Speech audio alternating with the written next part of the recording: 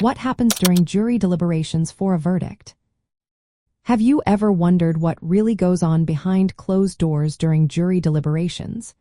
After the trial wraps up, the jury steps into a private room to begin their important task. They first receive legal instructions from the judge. These instructions outline the relevant laws and the standard of proof, which in criminal cases is beyond a reasonable doubt. Typically, a jury is made up of 12 members. Once they are in their deliberation room, they dive into discussing the case in detail. Their main goal is to carefully review all the evidence that was presented during the trial. This includes witness testimony, physical evidence, and the arguments made by both the prosecution and the defense. During this time, jurors often break down the case element by element. They make sure that each legal requirement for a conviction is satisfied based on the evidence.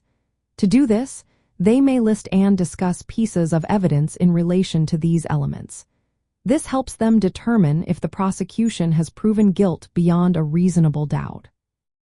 If jurors have any questions about the law or the evidence, they must write these questions down and submit them to the judge.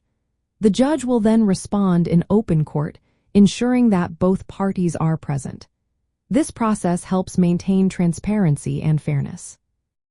In federal criminal cases, the jury must reach a unanimous verdict.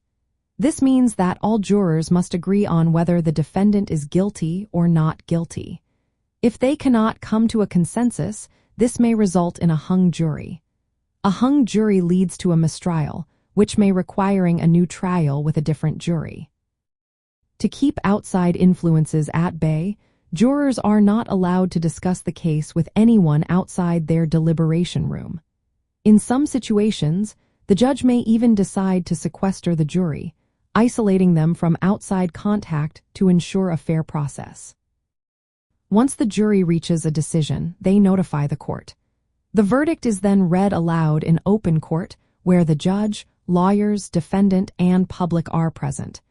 If the jury finds the defendant not guilty, they are usually released immediately.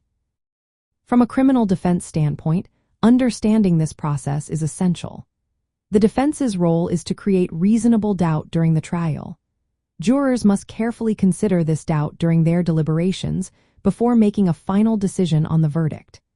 Additionally, the defense keeps an eye on jury instructions and how juror questions are handled to protect the defendant's rights throughout the deliberation process.